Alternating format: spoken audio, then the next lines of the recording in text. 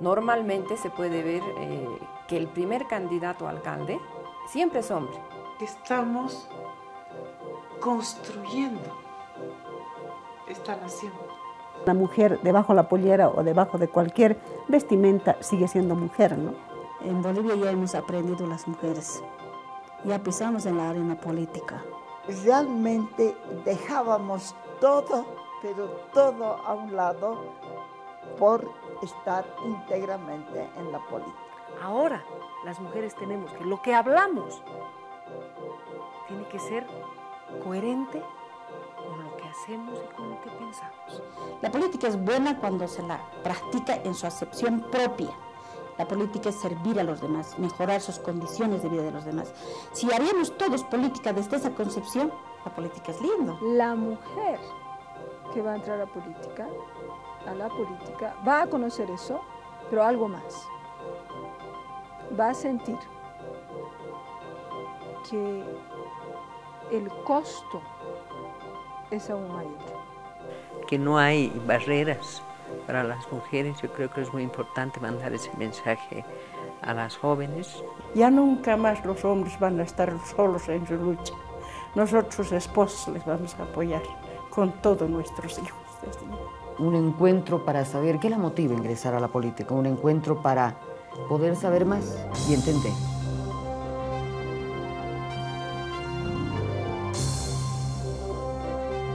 Mujeres políticas en la tierra prohibida.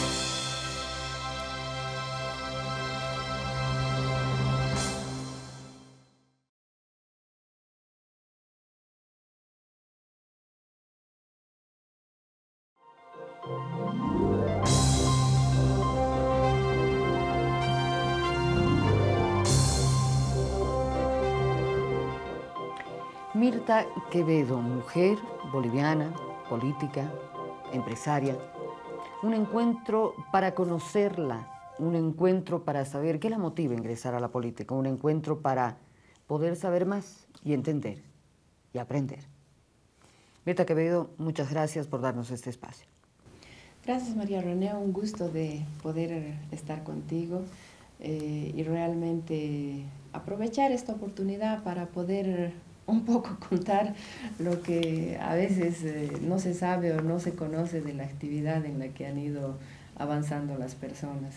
¿Cómo te defines? Yo creo que soy una persona tranquila, cariñosa, soy muy mamá gallina con mi hija, ando siempre pendiente de ella. He tenido una muy linda relación con mis padres, con mis hermanos, y realmente he tenido muchas alegrías en lo que ha sido el ámbito político, también sinsabores, pero yo creo que si nivelamos ambas cosas, más son las alegrías que los sinsabores. ¿Qué es la política para ti?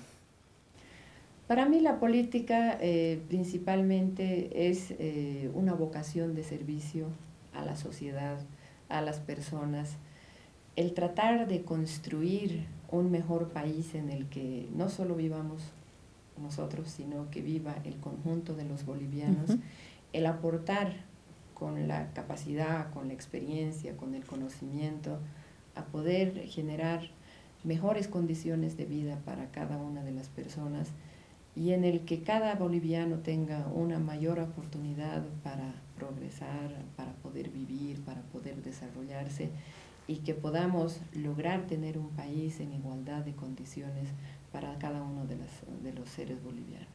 ¿Qué sientes al ser la líder en este momento de un partido histórico como el Movimiento Nacionalista Revolucionario?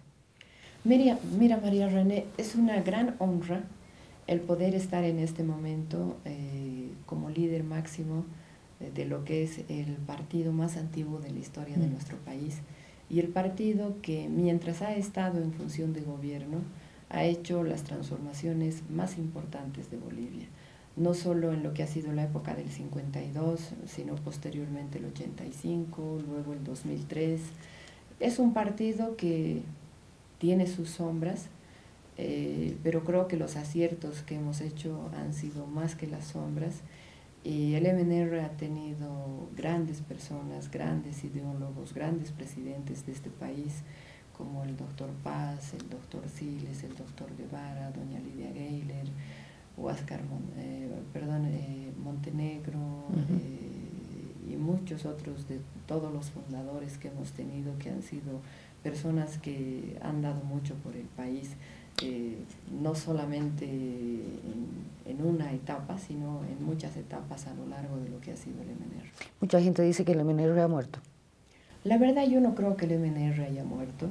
Hemos pasado momentos difíciles. Uno de los momentos difíciles ha sido con la caída de Villarroel hace muchos años, posteriormente con la caída del doctor Paz el 64, ahora último con la caída de Gonzalo Sánchez de Lozada el 2003. Yo creo que en lo que es nuestro periodo, el 2003 el MNR llegó a su nivel más bajo, que ha sido un 2% a nivel nacional. Posteriormente nos presentamos a la elección municipal del 2004, sacamos un poquito más del 6%, constituyéndonos en el segundo partido a nivel nacional con cantidad de alcaldes y concejales. Tenemos más de 200 alcaldes y concejales en el país, el primero es el MAS.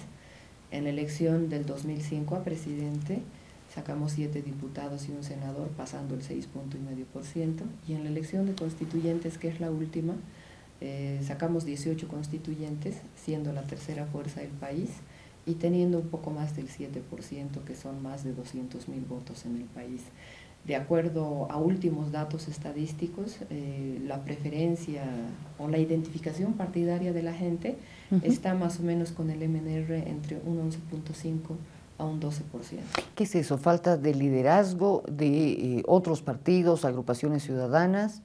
¿O es tradición o es la propuesta que ustedes tienen? La verdad, el MNR yo creo que es una cosa grande en su conjunto, porque lo que ha pasado con el MNR es un partido que tiene estructuras desde hace muchos años, tiene ideología, tiene base, y bueno, ha estado permanentemente en el quehacer de la historia de nuestro país. Entonces, puede haber gente que esté en el MNR por convicción, gente que esté en el MNR porque hemos generado propuesta, gente que esté en el MNR porque piensa que hacemos una opción en el país, pero la obligación nuestra es seguir trabajando para revitalizar ese MNR, para volver a formar nuestra estructura y nuestra organización a nivel nacional. ¿Y hacia dónde va Mirta Quevedo? En este momento, ¿cuál es el futuro de Mirta Quevedo? La verdad es que en este momento un grupo grande de personas lo que estamos tratando de hacer es la reconstrucción del MNR. Para nosotros, octubre del 2003 fue un momento muy difícil. Yo creo que ha sido para todo el país, pero principalmente para la gente del MNR. Y es por eso que poco a poco hemos tratado de ir reposicionando lo que es el partido, tratando de que la gente vea que se han podido cometer errores, pero creo que los aciertos han sido más que los errores, y estamos en esa difícil tarea que es la de reconstruir al MNR, la de volverlo a reposicionar, y es esa la misión que en este momento yo me he trazado hacia futuro. ¿Qué es para ti la política? La política para mí es realmente algo que lo llevo muy adentro. Yo desde que estaba en el colegio he empezado a interesarme por lo que era la historia nacional, por lo que era el nacionalismo revolucionario, por lo que había hecho la revolución del 52 en el país.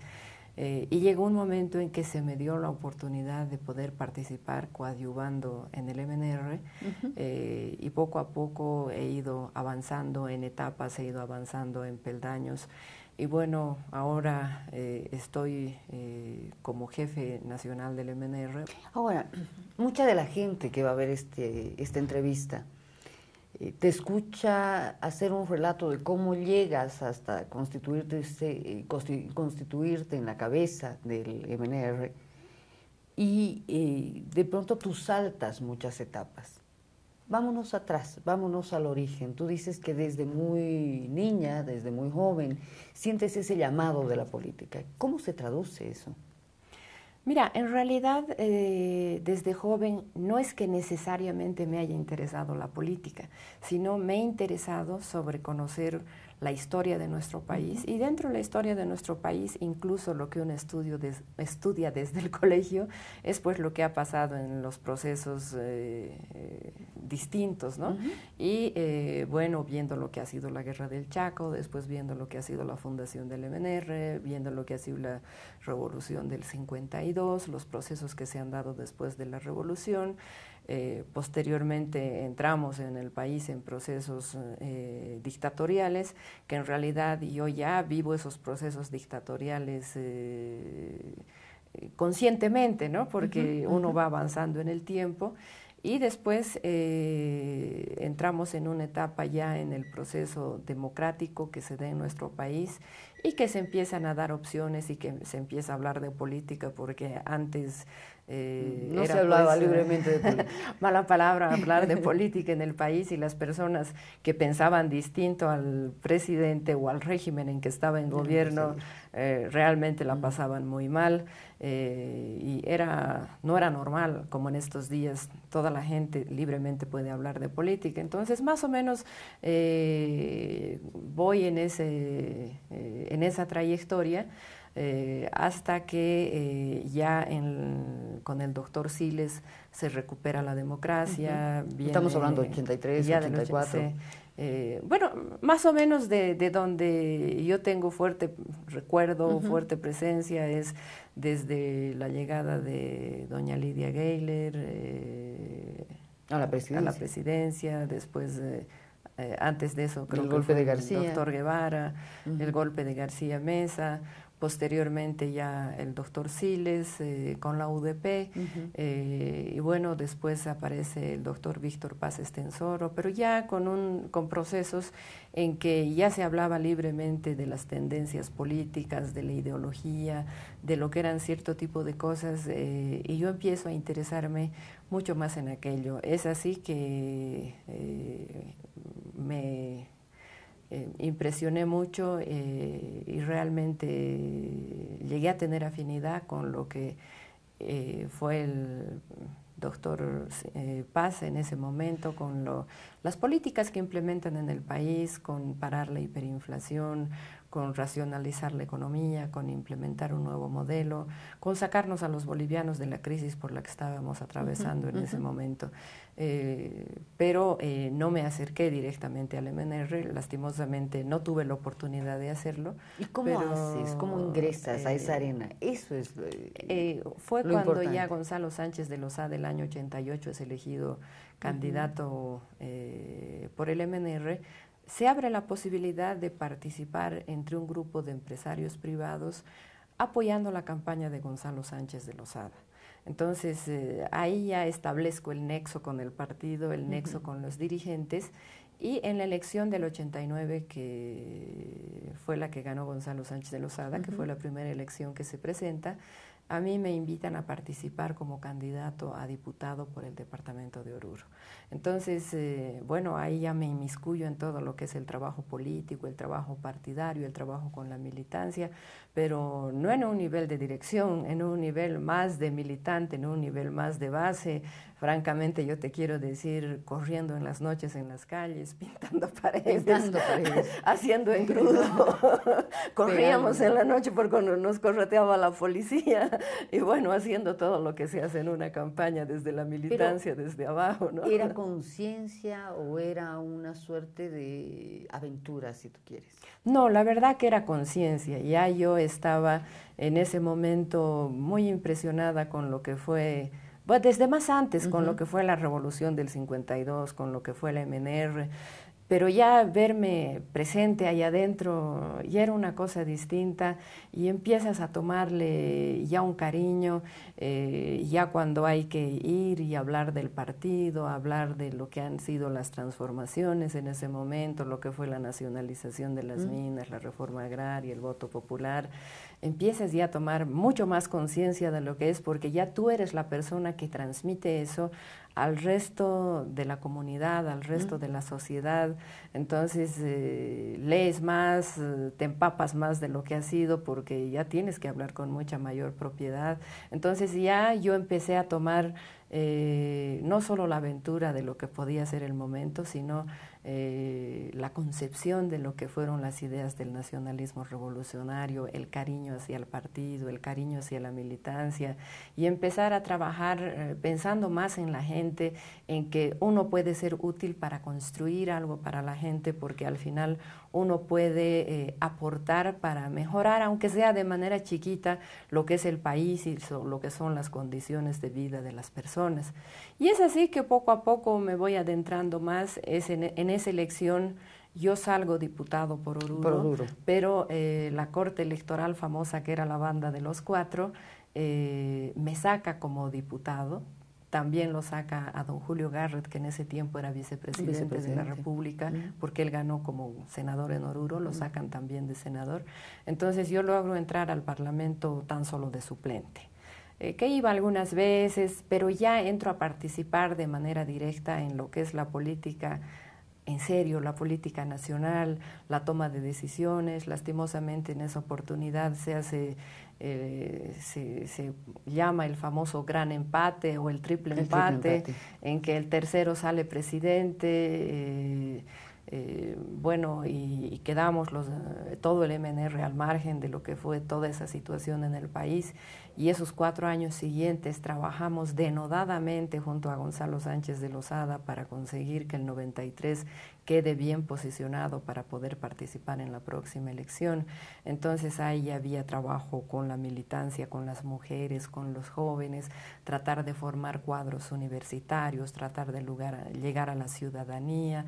Entonces ya directamente entro en el campo de lo que era el hacer política y el tratar de conformar estructuras en el departamento de Oruro que nos puedan ayudar a poder ganar una próxima elección. Bueno, pero te consolidas en ese proceso. Me consolido en ese proceso. Como líder, como líder orureña, pero también como líder, si tú quieres, dentro de la estructura del partido. Inicialmente yo creo que ha sido más como líder dentro de la estructura del partido, que la verdad es lo más difícil, porque a veces a uno lo ponen en un puesto, lo ponen en un cargo, pero es coyuntural y a veces ponen a las personas porque las necesitan por determinada situación.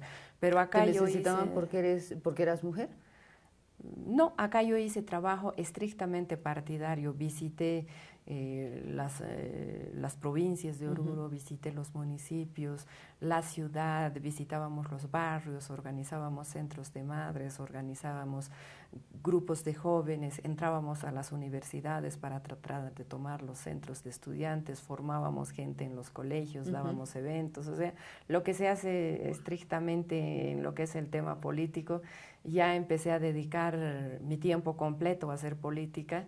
Dejé un poco lo que era la empresa bajo una administración, pero ya era hacer política mañana, tarde y noche, levantarme e ir a la Casa Rosada que teníamos para hacer política y para pensar cómo podíamos ir mejorando, cómo podíamos ir captando una mayor cantidad de gente, realizando eventos, asistiendo a eventos. Entonces ya es ahí que me logro posicionar en una parte dentro del MNR. Es antes de la próxima elección del 93 que en el MNR se realizan elecciones internas y un ex senador nuestro va a jefe del comando de Oruro, que era don Freddy Tejerina, que ha fallecido, y yo con él postulo a la forma como secretario ejecutivo del comando departamental de Oruro. Entonces ya formalmente llego, digamos, a tener un cargo que era un cargo no nominal, sino era un cargo electo por las bases. Claro. Entonces, posteriormente se nos presenta la elección nacional del 93, en la que gana Gonzalo Sánchez de Lozada.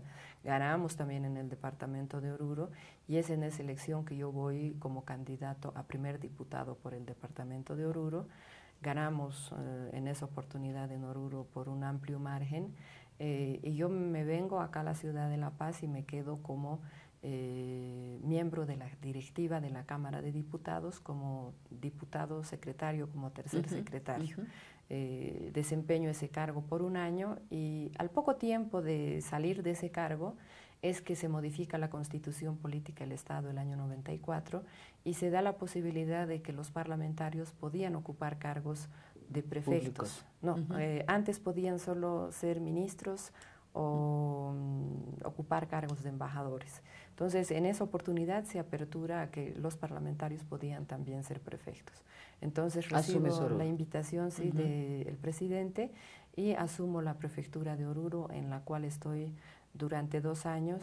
He sido la primera mujer en la historia republicana del país en ser prefecto, pero de verdad ha sido un cargo que lo he desempeñado con gran satisfacción. Luces y sombras de ese cargo.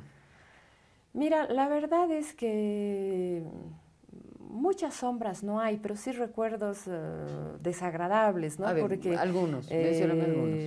Me toca en esa oportunidad tener que manejar un estado de sitio.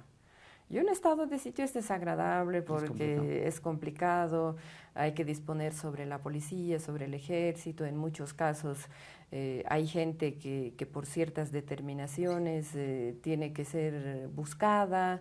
Entonces había gente que había sido confinada a muchos lugares del país, aparecía la familia.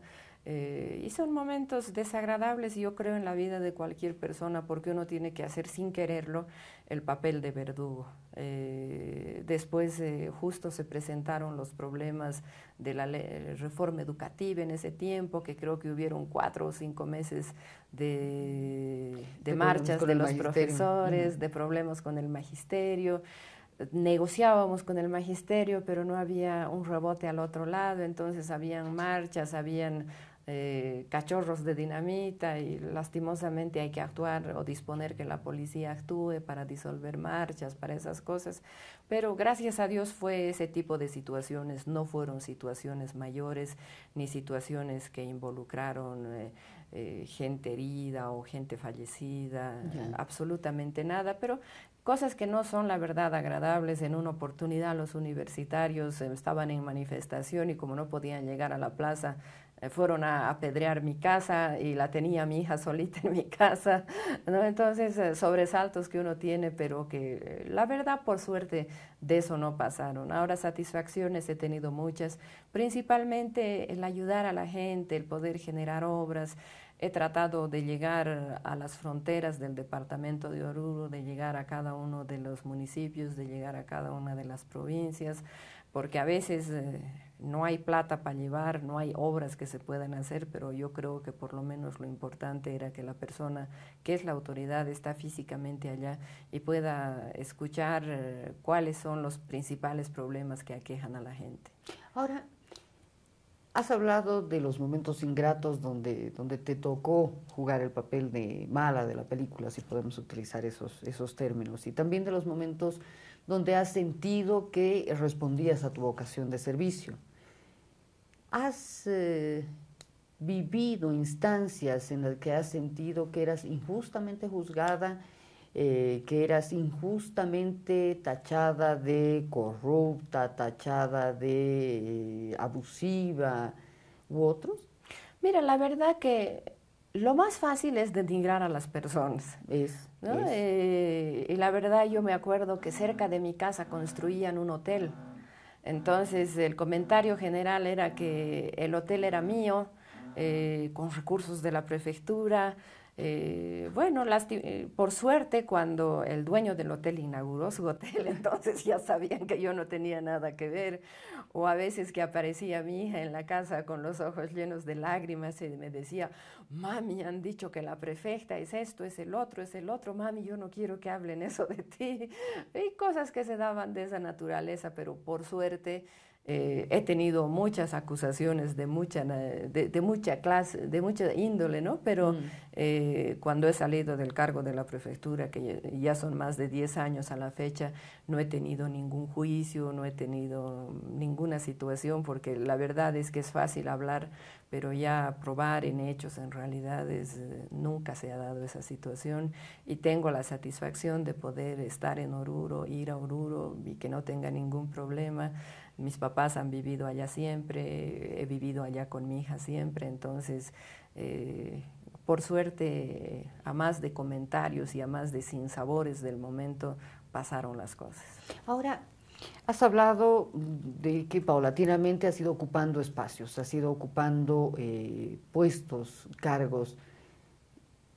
Asumo que el entorno era agresivo, porque eras una de las pocas mujeres que, además siendo joven, se atrevía a incursionar en el ámbito partidario, en el ámbito político, parlamentario, e incluso llegando a ser prefecta. Me imagino que han habido entornos de mucha resistencia, ¿o no?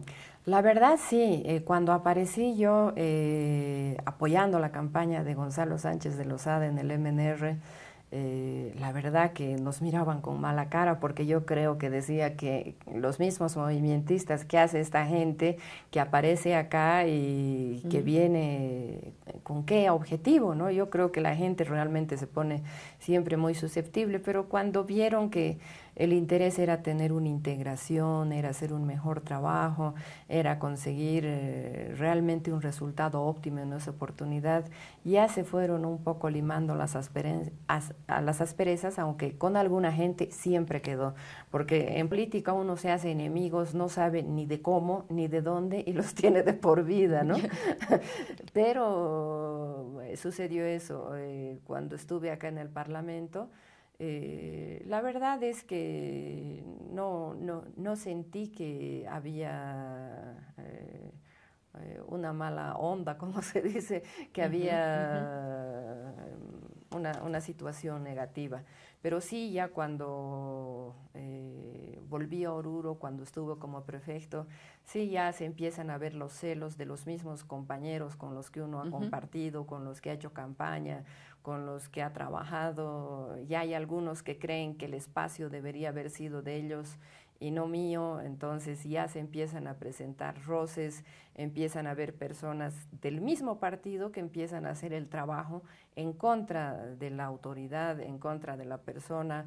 Paradójicamente a mí se me presentó que yo trataba de solucionar conflictos, huelgas y algunas cosas, y había gente del mismo gobierno, del mismo partido, desde acá de La Paz, que me mandaba gente a generar problemas en Oruro para desestabilizarme en la prefectura. ¿Te animas a darme algún nombre? No, que quede nomás para el recuerdo. Está bien.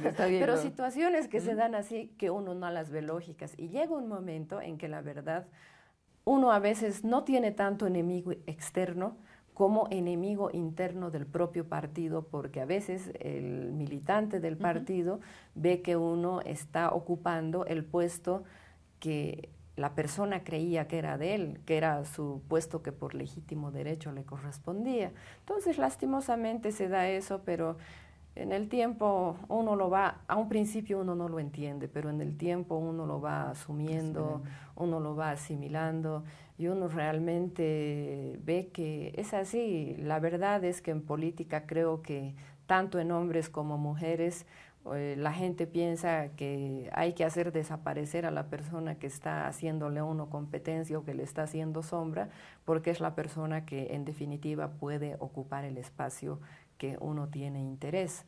Entonces, se da esto más aún con las mujeres, porque a las mujeres las ven, se cree que los cargos políticos son más para los hombres, que los cargos de direcciones son para los hombres, porque cuando la mujer puede ayudar a hacer campaña, puede salir a pintar, puede hacer banderas, puede hacer lo que fuera, qué bonito, es bienvenido, ¿no? Pero ya cuando la mujer empieza a pelearle un espacio al hombre, ya no es agradable, y la pelea ya no es de hombre a mujer, se da una pelea como si fuera de hombre con hombre, porque la mujer le está quitando un espacio.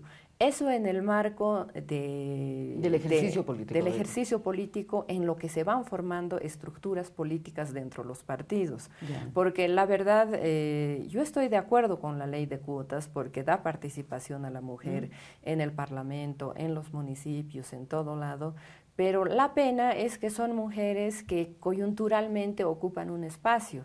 porque le son útiles o le son necesarias al partido o a la agrupación política o a la agrupación ciudadana o lo que fuera, le son útiles en ese momento, pero la verdad que vemos que están 4 o 5 años, el tiempo que dure el mandato, ya sea de diputado, de senador o de concejal, pero no hay mucha continuidad de esas mismas mujeres en la política. ¿Por qué no se da la continuidad de la mujer? Porque esa mujer no está metida en las estructuras partidarias. Pelear las estructuras partidarias es muy difícil. ¿Y por qué? ¿No tiene respaldo, no tiene preparación, no tiene la misma ambición que el hombre? Puede ser que no tenga respaldo. La verdad que el respaldo es muy importante porque se necesita nomás en el espacio político disponer de recursos económicos para poder hacer cierto tipo de trabajos. Después se necesita el respaldo familiar. Porque es fácil que el hombre, el marido, salga de la casa a las 8 de la mañana y vuelva a las 2 de la mañana sin preocuparse de que había que lavar la ropa, había que cocinar, había que ver a los chicos para que vayan al colegio, había que ver un montón de necesidades.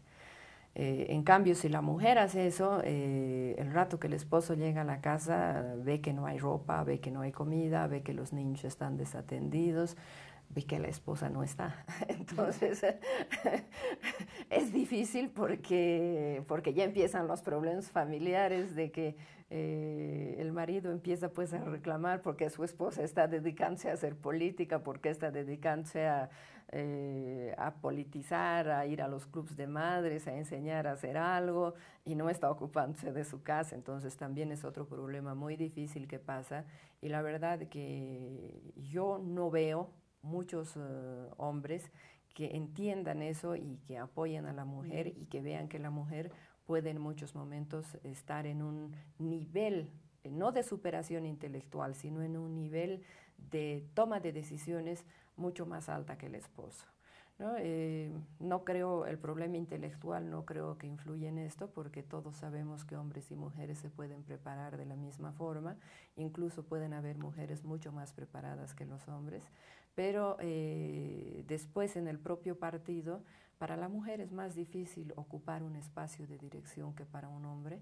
Normalmente vemos hasta en organizaciones básicas de vecinos que a la mujer normalmente la ponen de secretaria de actas o la ponen de... Bueno, llegas hasta tesorero con gran éxito, tesorera con gran éxito, ¿no?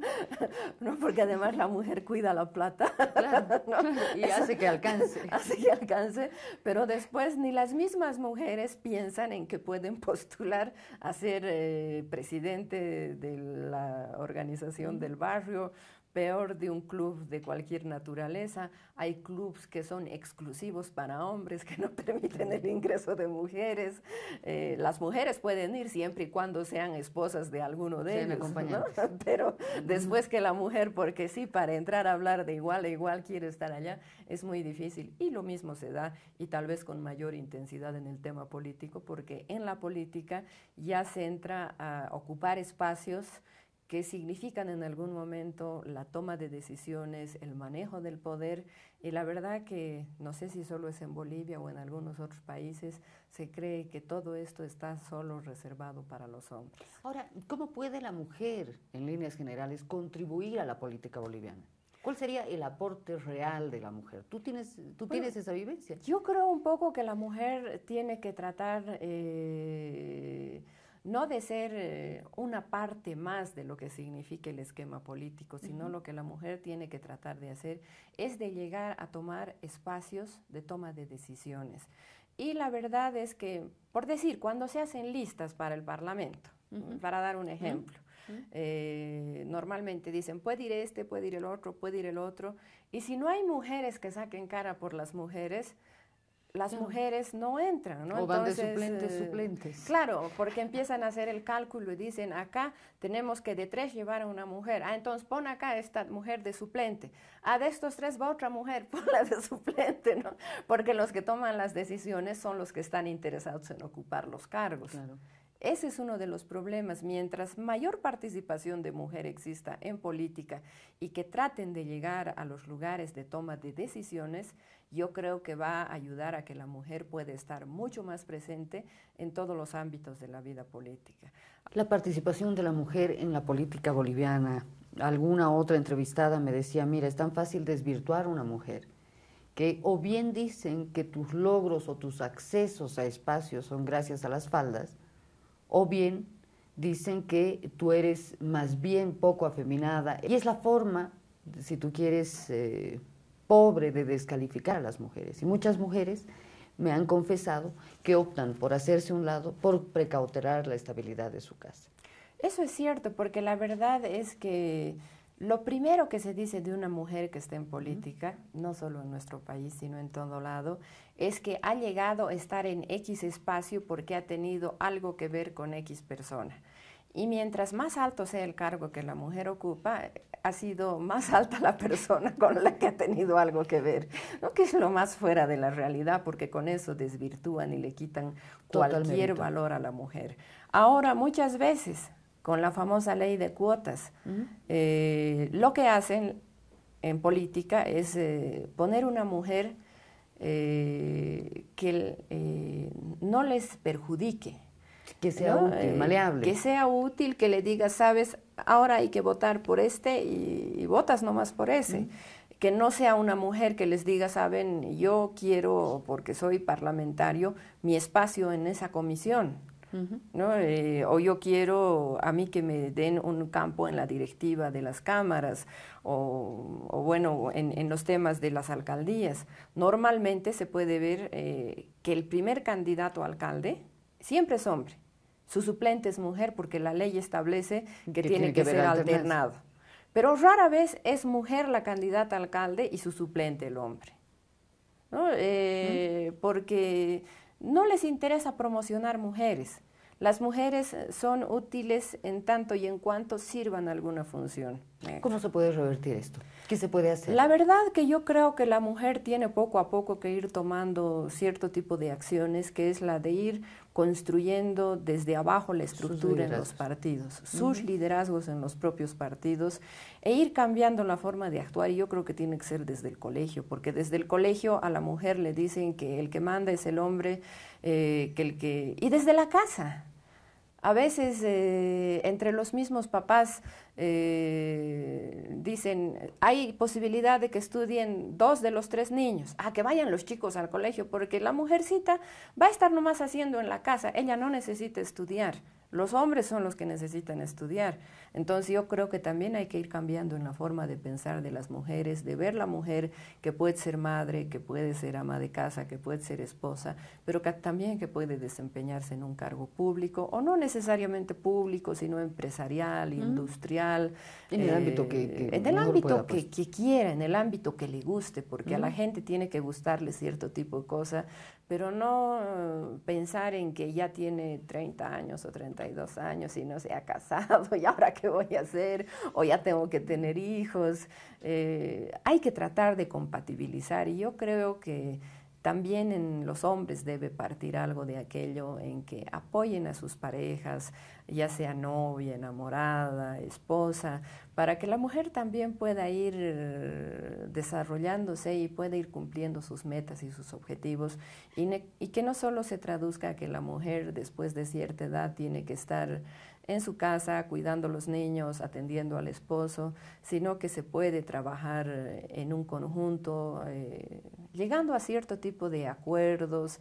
Yo la verdad he estado casada muy poco tiempo, he vivido con mis papás y con mi hija, y realmente agradezco infinitamente todo el apoyo que me han brindado mis padres, porque ellos miraban a mi hija, mi mamá miraba las cosas de la casa, yo miraba las cosas de mi empresa, pero he tenido el apoyo de una familia en que nunca me han hecho problemas de por qué has llegado tarde, de por qué has llegado al amanecer, de por qué has salido a las 4 de la mañana porque había que ir al campo, o miles de cosas que Habitualmente se las deben pasar en un hogar, porque a veces al esposo no le gusta que la esposa llegue 2 de la mañana después de haber estado dando vueltas la ciudad, arreglando cosas en reuniones, y salga a las 4 de la mañana porque tiene que ir al campo, o porque llegue tarde porque se plantó la movilidad, o cosas que se dan en el marco político que a veces la gente común, la gente de a pie no las entiende, pero son situaciones que se presentan porque muchos creen que hacer política es una chapota. Aparecer en la foto. Sí, pero hacer política es bien pesado, es bien duro, es bien cansador cuando realmente se la hace en serio y cuando se toma esa convicción en serio. Lydia Gayler dijo que la mujer era la peor enemiga de la mujer. Eso yo veo que es bastante cierto, porque a la mujer no le gusta que otra mujer esté en un lugar expectable, en un lugar de toma de decisiones, de toma de posiciones, de toma de definiciones, sin darse cuenta que al estar la mujer en un lugar de esa naturaleza ayuda a más mujeres a que se integren en el marco de la política.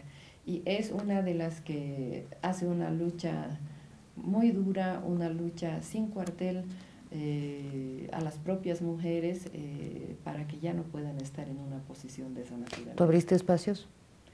Espero haber abierto espacios. La verdad es que siempre que a mí me ha tocado el ver, el definir, el tener que cooperar en ver listas, en ver espacios, siempre he tratado de dar la participación a las mujeres, no porque yo sea mujer, sino reconociendo el valor que esa mujer tiene en un marco plural donde hay hombres y mujeres, en que se destaca pues el que tiene mayor capacidad.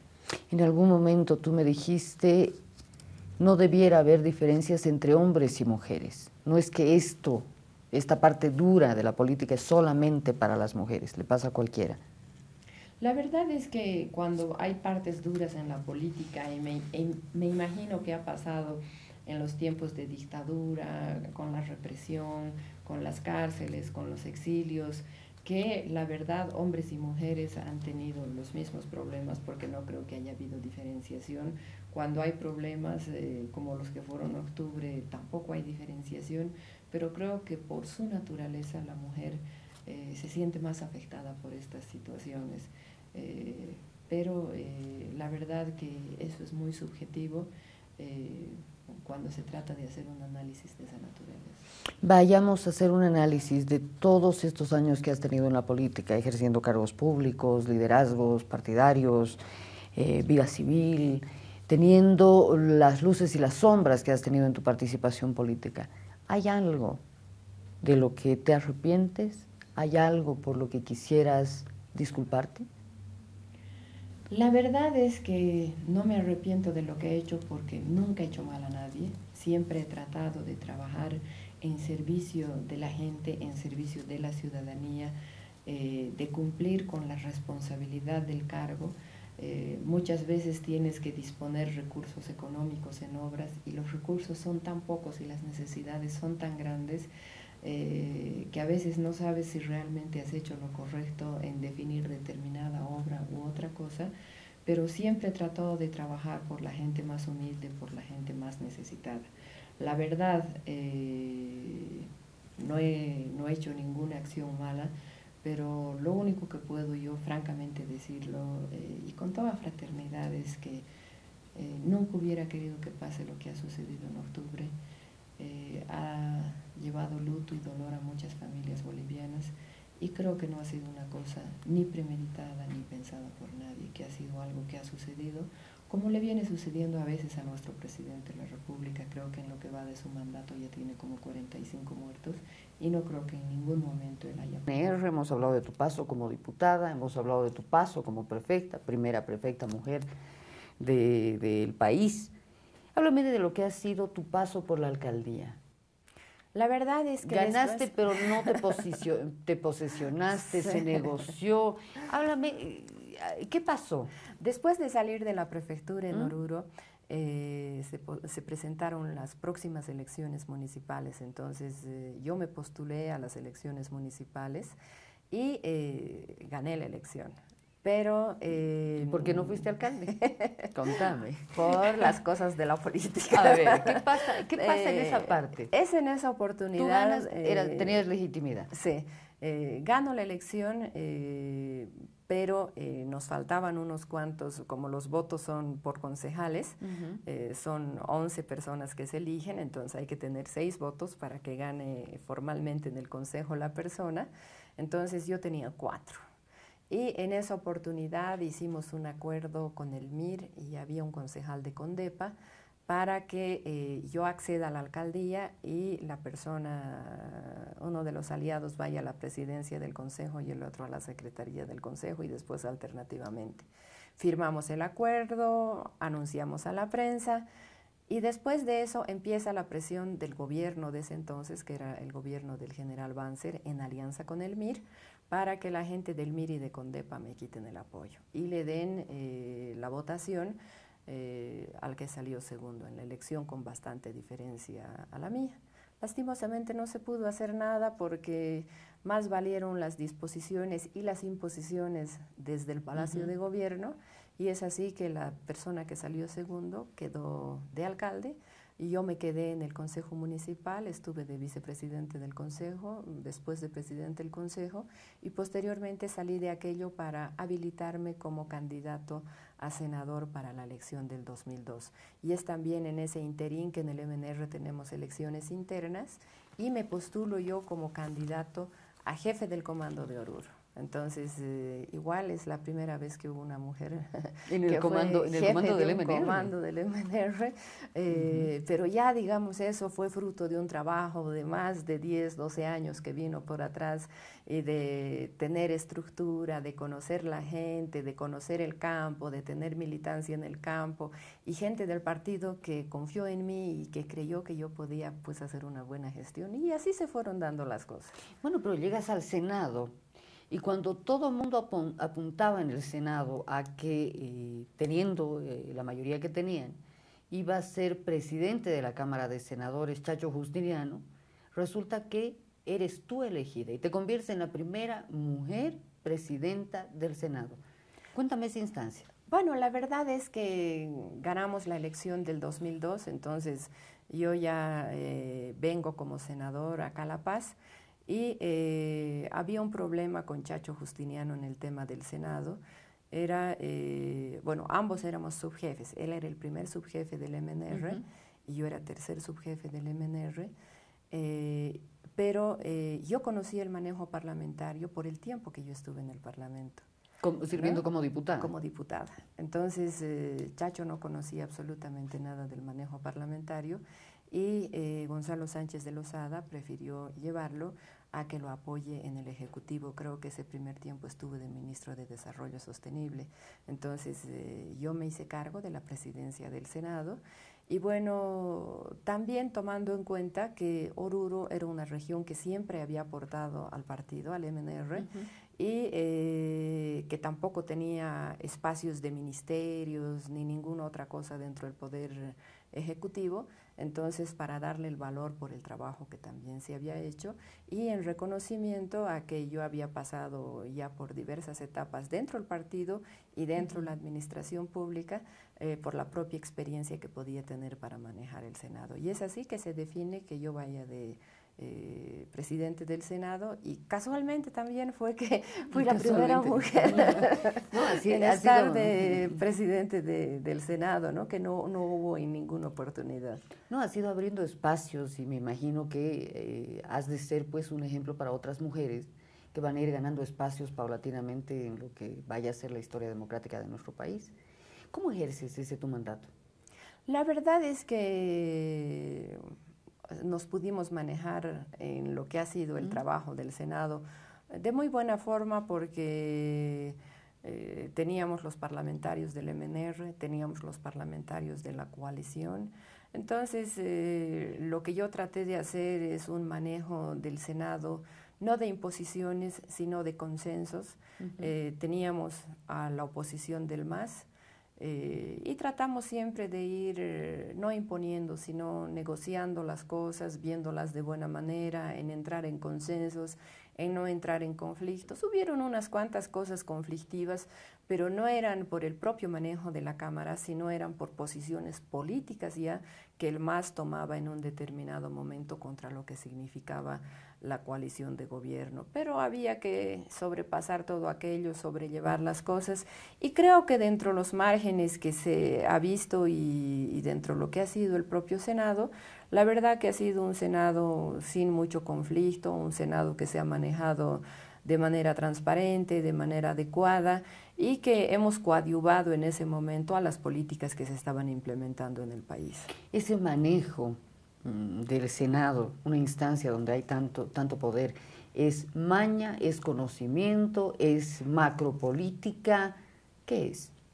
Yo creo, la verdad, es primero un poco de conocimiento por haber pasado por varias instancias del Estado en que se tiene que ir aprendiendo, porque todo es de aprender, todo es de conocer. Todo es un proceso. Todo es un proceso, pero después también la forma de manejar las cosas. Yo no soy una persona conflictiva, no soy una persona que va al choque. Siempre trato de ir a la conciliación, a la charla, a la negociación. Entonces, siempre hemos tratado en esos espacios de manejarnos. Y hubo una persona, muy buena persona, que me colaboró mucho, que fue Ormando Bacadíez. Otra persona que era muy gente, don Motete Zamora. El propio Filemón Escobar, que tenía a veces sus salidas, pero tratábamos de ir consensuando, y normalmente lo que se hace es los consensos en jefaturas de bancada. Cada bancada tiene un jefe, entonces primero se trata de negociar ahí. Cuando no se puede negociar ahí, recién se lleva el conflicto a lo que es el plenario, ¿no? Entonces siempre hemos tratado de manejar en lo que significaba los consensos que se daban en las reuniones de jefatura de bancada para bajar la intensidad de las cosas. Y en audiencias, me acuerdo había una vez un problema con los municipios porque se estaba incrementando los recursos de los municipios para la ley del SUMI. Tuvimos un conflicto grande con los municipios, querían declararse en huelga, pero fuimos negociando, fuimos transando. Estaba, creo que el hermano de Pepe Lucho Paredes de ministro en ese tiempo de Participación Popular. Trabajamos con ellos, trabajamos con el ministro de Salud. Entonces, lo que tratábamos de hacer era un acercamiento con las partes, con el Poder Ejecutivo, con los sectores en conflicto y con los propios actores que tenían que ver ya con las bancadas políticas en el Senado. Termina la gestión en Senado. Mirta Quevedo es ministra de Estado. Bueno, la verdad, del Senado tengo una, no sé si anécdota, recuerdo, pero cuando fue el 12 de febrero, cuando la crisis con la policía. La crisis entre el ejército y la policía, yo me fui temprano de la casa a las 8 a trabajar al Senado. Estaba trabajando cuando uno de esos ratos escucho alboroto en la Plaza Murillo, veo por la ventana del Senado y estaba ya todo el caos en la Plaza Murillo, los chicos en la Ayacucho apedreando el Palacio de Gobierno. Al ratito salió la gente del GES en la Cancillería, llegó el ejército, empezó todo el lío, los disparos, y bastante gente nos tuvimos que quedar en el Parlamento como hasta las 11:30 de la noche. Gasificaron el Parlamento, dispararon dentro de las oficinas del Parlamento, se entró un grupo de policías, incendiaron el Parlamento. Gracias a que estábamos tanta gente ahí adentro se pudo apagar el incendio, porque después de incendiar la vicepresidencia de la República fueron al Parlamento. Bueno, yo llamaba a mi casa y le decía, hijita, por si acaso estoy bien. ¿Y de qué, mami? Me dice, porque no sabía de lo que pasaba. Recién la gente empezó a enterarse del lío porque la gente no sabía. Y bueno, fue algo que pasamos en el Senado antes de lo que después fueron los conflictos de octubre. Acabó mi gestión en el Senado el 6 de agosto del 2004.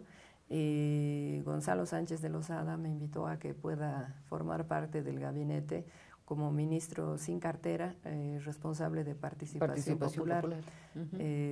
La verdad es que pude hacer muy poco porque ya en el mes de septiembre se vinieron los conflictos y tuvimos conflictos hasta la salida de Sánchez de Lozada. Mi persona con don Chelelo Áñez, que era presidente de diputados mientras yo era de senadores, hemos estado en la comisión de negociación, hemos ido a negociar al lugar donde hemos podido, hemos ido al Alto, a la Radio San Gabriel, con el Malcu, con sectores de mineros, con la Central Obrera, con sectores de campesinos, pero lastimosamente no pudimos conseguir nada porque ya las cosas estaban muy confrontadas.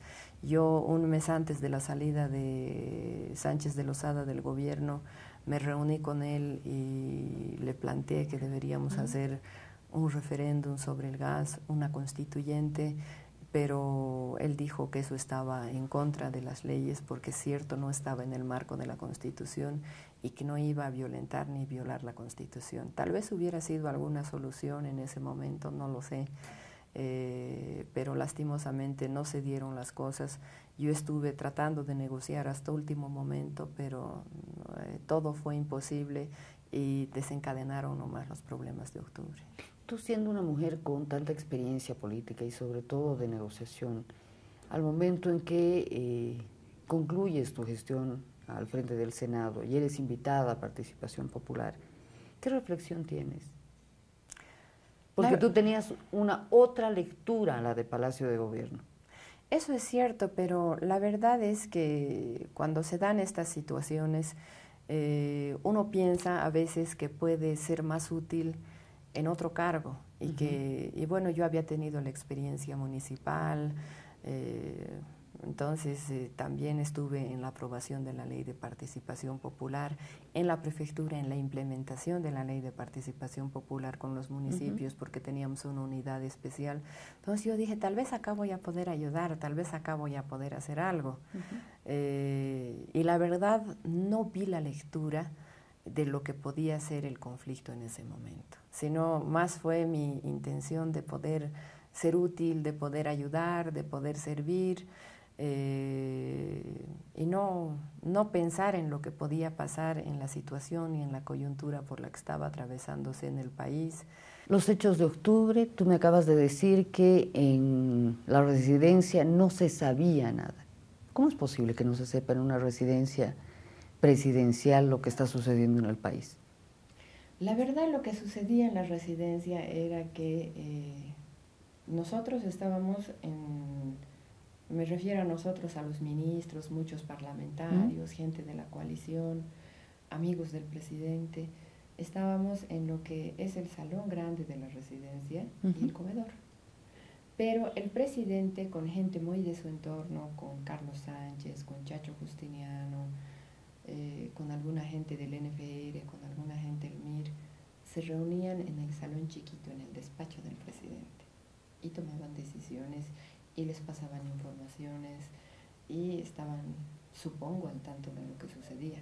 Pero el resto de la gente que estábamos allá, la verdad que no éramos informados formalmente, sino que iban comentarios, venían comentarios, conjeturas, y bueno, ahí no había ni televisión, no había radio y no sabíamos lo que pasaba. Justamente por eso yo te digo, yo no me acuerdo si fue mi hijo o mi hermano que me llaman en la noche del domingo y me dicen, hay muertos. Y no sabíamos dentro de la residencia que habían los muertos. No sabíamos las acciones militares que se tomaron y lo que estaba sucediendo en el Alto o en muchos de los lugares de La Paz. Estamos en el fin de semana, un fin de semana crítico para el gobierno del MNR. Inmediatamente después se da el alejamiento de Carlos Mesa. ¿Qué papel juega Carlos Mesa en esa crisis de octubre? La verdad es que Carlos Mesa en la crisis de octubre estuvo completamente al tanto de todo.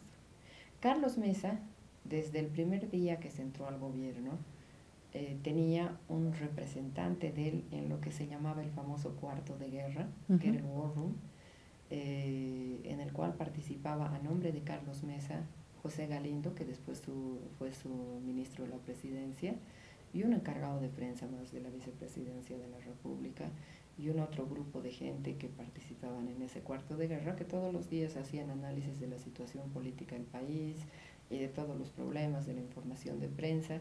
Y es así que esa misma gente participó hasta el último día de la salida del gobierno de Sánchez de Lozada. Carlos Mesa estaba al tanto de lo que sucedía, incluso el día que hubieron los muertos, él se reunió en la residencia con Gonzalo Sánchez de Lozada y con la gente de la iglesia, porque bajó la gente de la iglesia, no me acuerdo ahorita quiénes, pero creo que fue el arzobispo, el Monseñor Juárez y algunos otros, y se reunieron de manera reservada con ellos, y estaba al tanto de las cosas.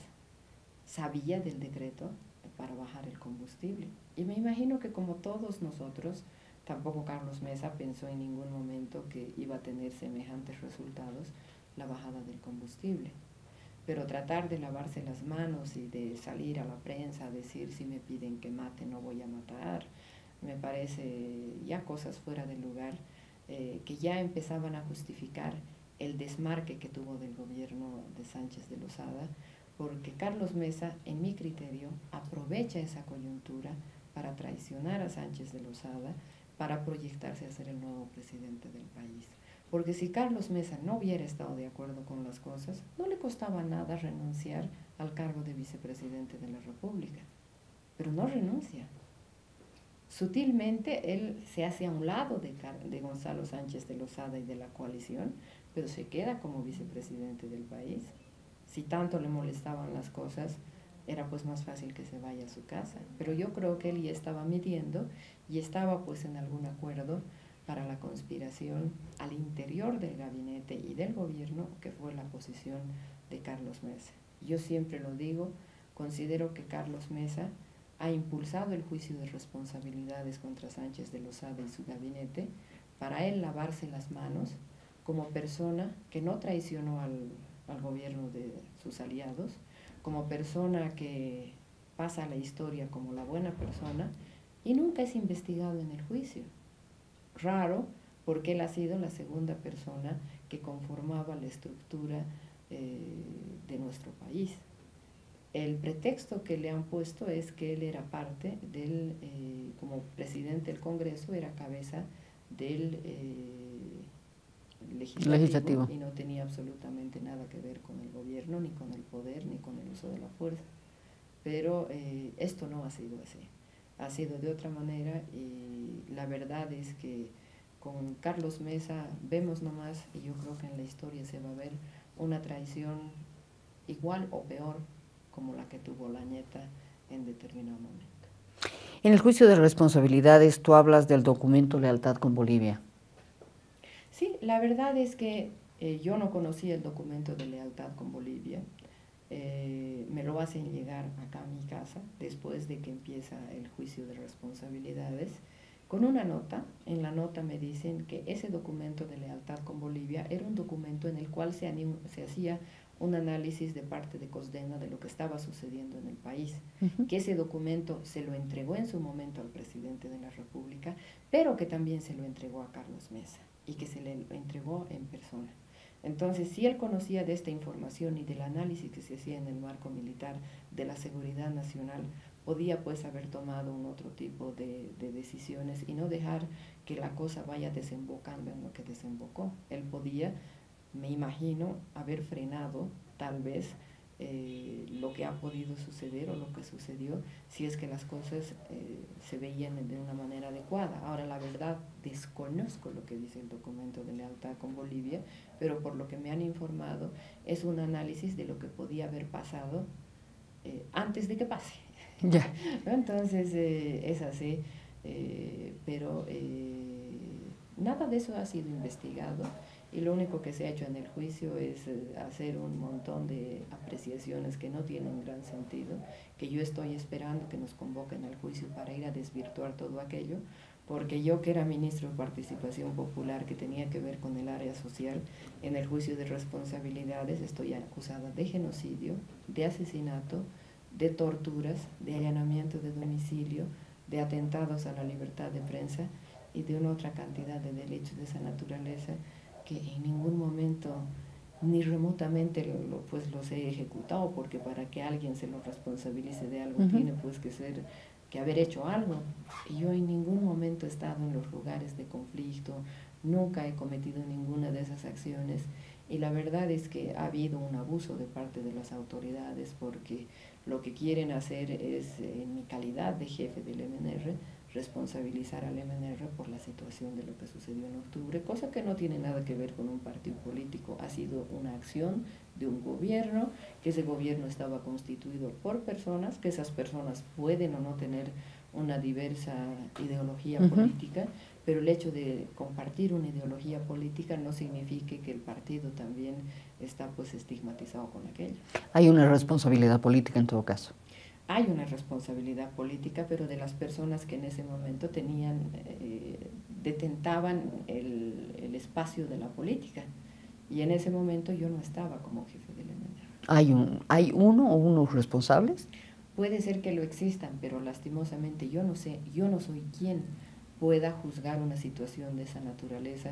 Existen para eso autoridades en el país, pero lastimosamente hasta el momento no se está haciendo una investigación como corresponde, ya casi a 5 años de lo que han sucedido los hechos de octubre. ¿Qué sientes cuando piensas en octubre? La verdad es que no puedo entender hasta el día de hoy qué ha sucedido, qué ha pasado con el derramamiento de sangre, con la pérdida de vidas humanas. Yo creo que es algo que nunca más debe ni remotamente pasar en el país, y que los bolivianos debemos entre todos juntos tratar de construir nuevamente un país en el que podamos vivir en democracia, podamos vivir en libertad, podamos vivir en tranquilidad, y lastimosamente nunca más se den estos hechos. Pero yo sé que esto ha afectado a muchas familias bolivianas, sigue afectando hasta el momento, pero yo, por lo menos en mi... ¿En lo personal? En lo personal, ha sido una cosa que no ha sido ni pensada, no ha sido planificada, no ha sido de mala fe, como la gente o muchas personas malintencionadamente quieren hacerlo ver. ¿Qué piensas, qué sientes del juicio de responsabilidades? La verdad es que el juicio de responsabilidades yo lo veo de lo más injusto, no por el hecho de yo estar en el juicio de responsabilidades, sino por el hecho de que no se ha investigado, que han cometido muchas irregularidades y muchas arbitrariedades. No quiero hablar de lo que va a ser de ahí adelante, que no sabemos qué es lo que pasará, pero hasta este momento hay cualquier cantidad de arbitrariedades y de irregularidades en el juicio que las han ido haciendo en base a la presión del momento, en base a la situación política que se daba, y no en el marco de establecer un juicio justo y de dar a las personas la posibilidad de defenderse como corresponde a cualquier ciudadano. A nosotros, que somos parte del juicio de responsabilidades, antes de darnos el derecho a la defensa, ya nos han sentenciado.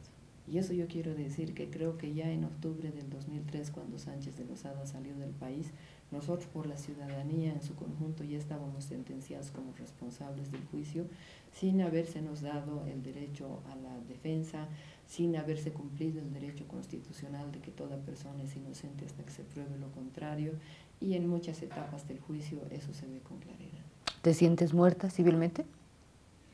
La verdad es que estoy bastante perjudicada porque me han embargado mis bienes, me han clausurado cuentas en los bancos, tengo medidas cautelares, y es incómodo el vivir así, pero de todas maneras uno aprende en la vida a vivir con las situaciones que se le presentan, y hay que sobrellevar las cosas, hay que seguir adelante. Y lo que yo quiero es demostrar a la gente, demostrar a la población, demostrar a las mismas personas que están involucradas en todo esto, que no tenemos absolutamente nada que ver con aquello, que no tenemos la responsabilidad que se nos quiere atribuir, y la única manera de eso es pues seguir adelante, seguir en el camino, y esperemos que ya las cosas se den con la mayor rapidez para que podamos establecer la claridad en todo esto y poder tener un poco más de tranquilidad para vivir, para trabajar, porque en este momento ni siquiera se nos permite trabajar.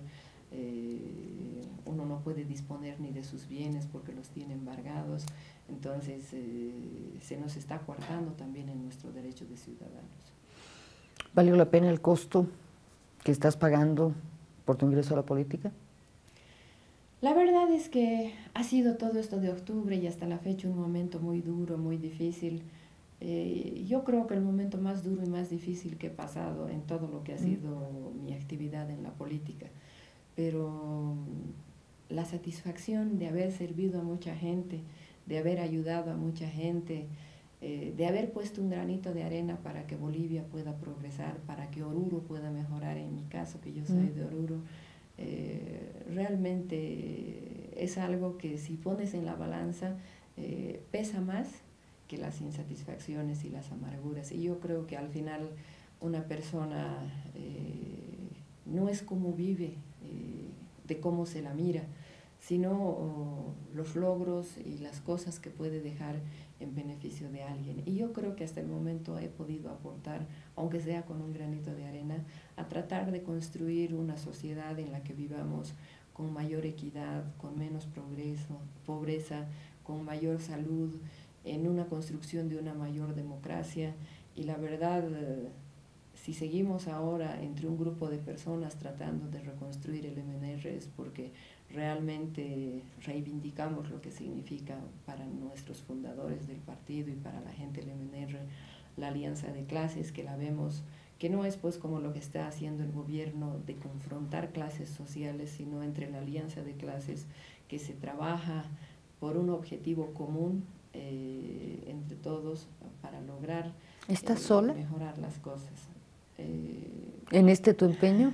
La verdad es que somos un grupo de gente militante del MNR que estamos tratando de trabajar en esto, pero hay momentos que viene pues también el análisis y encuentras un poco de incomprensión, encuentras un poco de soledad, pero al día siguiente hay que volver a cargar las pilas para volver a empezar, porque lo que estamos tratando de hacer es tratar de construir el Estado Nacional, de llevar adelante lo que nuestros fundadores, lo que nuestros forjadores de las ideas del nacionalismo revolucionario lo han hecho, y de demostrarle a mucha gente, tal vez a la mayoría de la población, que los partidos políticos no somos tan malos como piensan.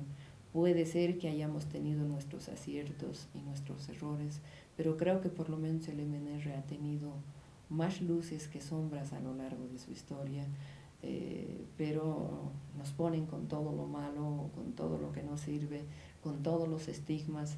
Es cierto que en 25 años de democracia no se ha podido resolver la pobreza de la gente, no se ha podido resolver la inclusión, la gente se ha cansado de los acuerdos cupulares, se ha cansado de la corrupción, se ha cansado de no ver mejoras, pero han sido también situaciones en las que nosotros hemos aportado, en la revolución del 52 con la reforma agraria, la nacionalización de las minas, el voto universal, la integración de la mujer y del campesino a la sociedad, la reforma educativa y muchas otras medidas, después con Paz Estenssoro, lo que fue la estabilización económica en el 85, con Sánchez de Lozada la participación popular, el nuevo país moderno que trató de generar, la institucionalización de las organizaciones, del propio Parlamento, del Tribunal Constitucional, la Corte Suprema, la Corte Electoral.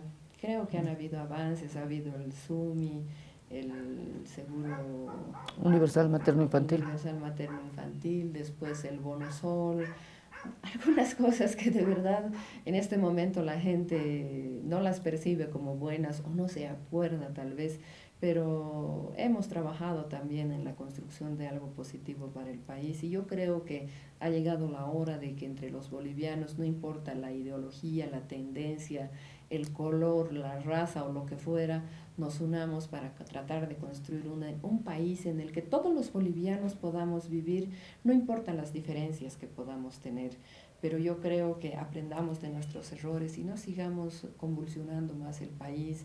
Entremos a un gran reencuentro nacional, a un gran diálogo, y lo que nosotros queremos es tratar de ofrecerle una opción al país, pero no porque queremos, como mucha gente dice, volver los políticos a tener los beneficios que hemos tenido, porque yo creo que si ha habido beneficios han sido de unos pocos y no ha sido del conjunto de las personas. Entonces no creo que se pueda estigmatizar a todos con lo mismo. Los partidos son necesarios entre el Estado y la sociedad, y yo creo que uno de los problemas que tenemos actualmente es que no hay un intermediario entre la sociedad y el Estado, y es por eso que estamos en el país sin la política en las calles, ¿no? Entonces, a ver, esperemos que podamos ir avanzando poco a poco, pero la idea es tratar de construir algo que sea beneficioso para Bolivia, para los bolivianos. Evo Morales ha recibido, cuando ha sido elegido presidente del país, un país con 9 millones de bolivianos, con 9 departamentos, creo que con 330 municipios. Y yo creo que la obligación de él como boliviano y como presidente es entregar ese mismo país con esos mismos 9 millones de bolivianos, con los 9 departamentos, con 330 municipios y con la institucionalidad que corresponde para que vayamos caminando hacia adelante. ¿Es la política una tierra prohibida para la mujer? Yo creo que sí. A veces somos pocas las personas que entramos ahí. Yo creo que a una mujer le cuesta el doble del esfuerzo que le cuesta a un hombre el estar en política, el mantenerse allá.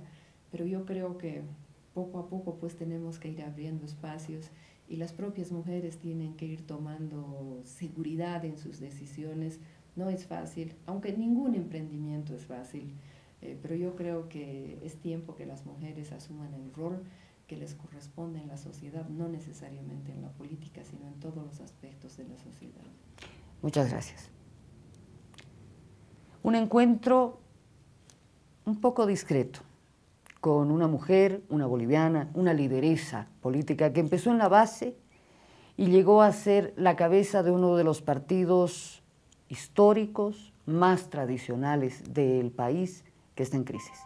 Desafíos grandes por delante. Volver a institucionalizar un partido político, volver a afianzar una estructura política. Un diálogo con Mirta Acevedo en Mujeres Políticas en la Tierra Prohibida.